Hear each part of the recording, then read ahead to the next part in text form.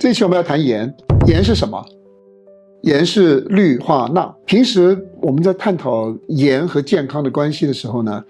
大家都关心里面的钠，钠吃多了会如何？餐桌上的食用盐呢，大约40%是钠，另外60%是氯。氯和钠在一起以后叫做氯化钠，就是我们餐桌上的食用盐了。一般大家的关注点都放在钠上面，我们就忽略了氯的重要性了。事实上，氯跟钠对我们的代谢健康都有影响，所以当我们食用盐吃的比较多的时候，其实它对我们的健康确确实实是会引起比较大的健康隐患的。第一个比较有名的是会引起我们血压的上升了，因为过多的钠和过多的氯摄入了以后，会导致体内的水钠的潴留，增加循环血的容量，意思是说你血管里面的血液的量增加了，血压就容易升高。长期血压高的时候呢，就会加速你的动脉硬化，增加心脑血管的事件的风险。原发性高血压的人，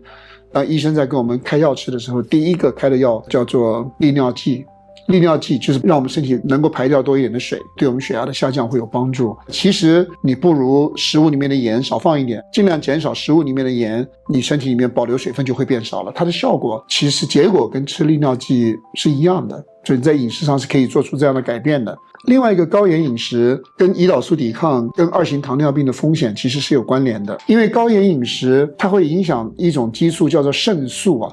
肾素是一种血管紧张素，它会引起血管的紧张，还有交感神经系统的活性会影响的。有部分流行病医学研究发现，高盐的摄入跟糖尿病发生率的升高是存在相关性的，所以这个是我们需要注意的。另外一个高盐饮食可以给我们带来的隐患呢，叫做代谢综合症。高盐饮食经常伴随着高热量的饮食，最早人类在吃东西的时候是吃生的，茹毛饮血啊。第一个人类饮食的加工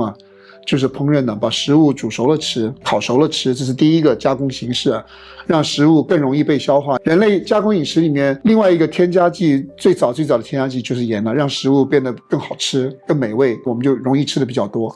所以高盐饮食经常就伴随着高热量的饮食，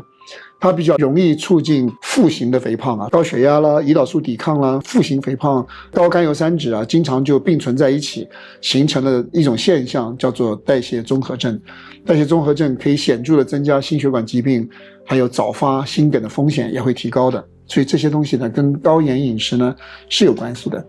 另外还有一个高钠的摄入高盐的摄入会增加肾小球里面的压力，它增加肾小球的压力以后，会加速肾小球硬化的过程。对已经有肾功能减退的人来说，它会加速你肾功能的恶化。像我自己就是，我们有慢性肾脏病的人，医生会告诉我们，叫我们食物里面尽量减盐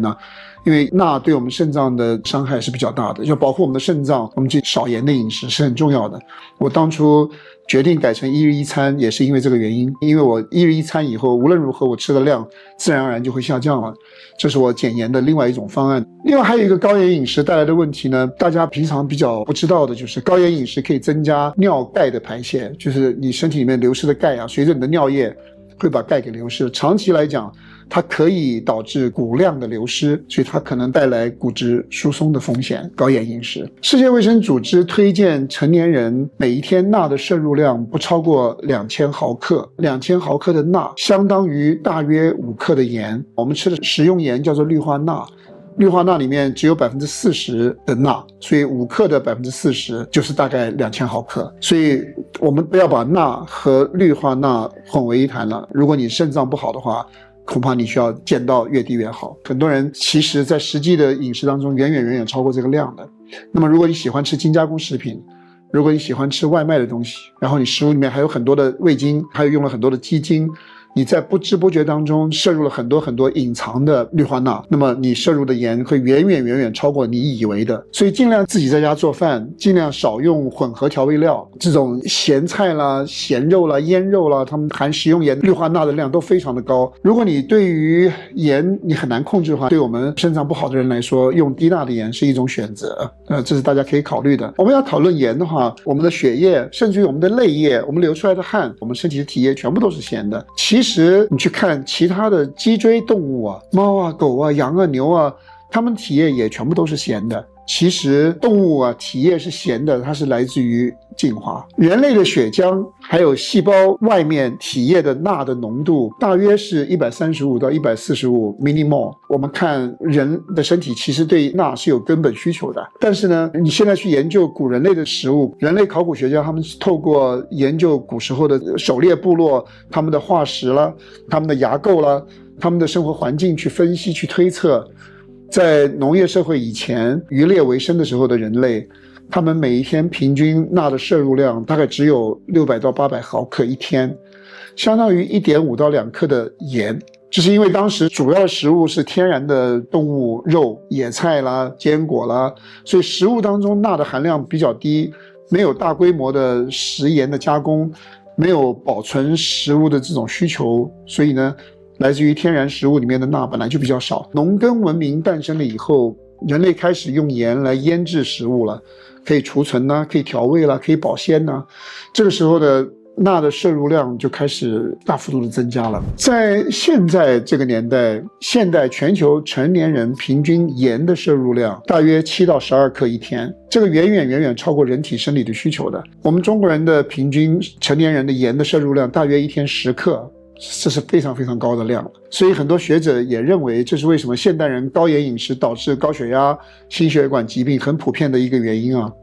就我们现在摄入盐的量确实远高过我们身体基础的生理需求了。对于生活方式更接近古代部落，现在亚马逊森林里面还有一部分的用原始人生活的方式在生活的一些人群啊，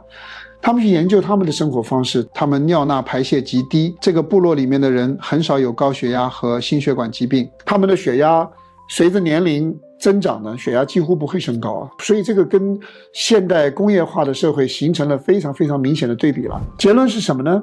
结论是我们身体需要盐，需要钠来维持体液的渗透压，需要来维持我们电解质的平衡。